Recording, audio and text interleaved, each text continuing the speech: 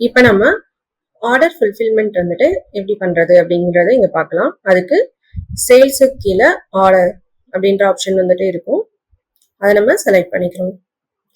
வெப்சைட்ல கஸ்டமர் வந்துட்டு ஆர்டர் வந்துட்டு பிளேஸ் பண்ணாங்க அப்படின்னா நமக்கு இந்த ஆர்டர்ஸ் கீழே அதோட டேட்டா வந்துட்டு காமிக்கும்.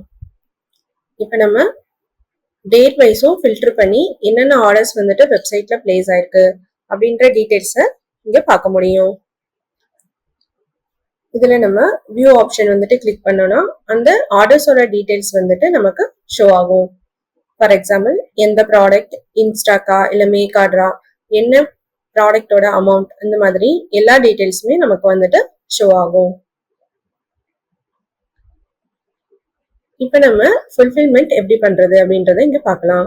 அதுக்கு ஃபுல்ஃபில்மெண்ட் ரெக்வஸ்ட் அப்படின்ற ஆப்ஷன் வந்துட்டு இருக்கு. அதை நம்ம செலக்ட் பண்ணிக்கிறோம். இதுல சேம் அதே ஆர்டரோட டீடைல்ஸ் வந்துட்டு நமக்கு ஷோ ஆகும்.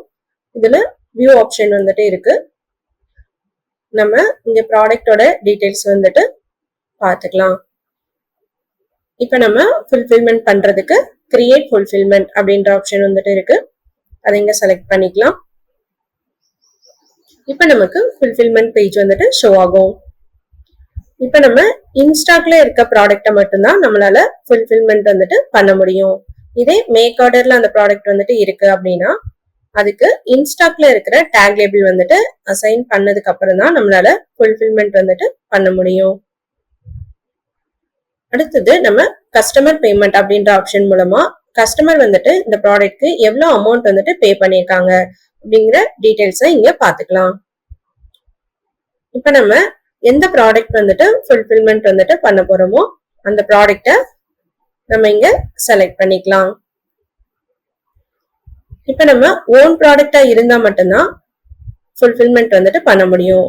இன்கேஸ் அது ஜேபென்சிலோட ப்ராடக்டா இருந்தது அப்படின்னா அட்மின் வந்துட்டு ஃபுல்ஃபில்மெண்ட் பண்ணதுக்கு அப்புறம் தான் நம்மளால ஃபுல்ஃபில்மெண்ட் வந்து பண்ண முடியும். இப்ப நம்ம ப்ராடக்ட் வந்துட்டு செலக்ட் பண்ணிட்டு ஜெனரேட் ஷிப்மெண்ட் கொடுத்தோம் அப்படின்னா நமக்கு ப்ராடக்டோட சேல்ஸ் சம்மரி வந்துட்டு ஷோ ஆகும். அடுத்தது நமக்கு இங்க இன்வாய்ஸ் வந்துட்டு ஜெனரேட் ஆயிரும். நம்ம இன்வாய்ஸ் செட்டிங்ஸ்ல என்ன அட்ரஸ் வந்துட்டு கொடுத்திருக்கோமோ அந்த அட்ரஸ் வந்துட்டு நமக்கு இன்வாய்ஸ்ல வந்துட்டு ஷோ ஆகும். இதை நம்ம பிரிண்ட் வந்துட்டு பண்ணிக்கலாம். இது மாதிரி நம்ம வெப்சைட்ல விழுகிற ப்ராடக்டோட ஆர்டர்ஸ் எல்லாமே ஃபுல்ஃபில்மெண்ட் பண்ணி இன்வாய்ஸ் வந்துட்டு ஜெனரேட் பண்ணிக்கலாம்.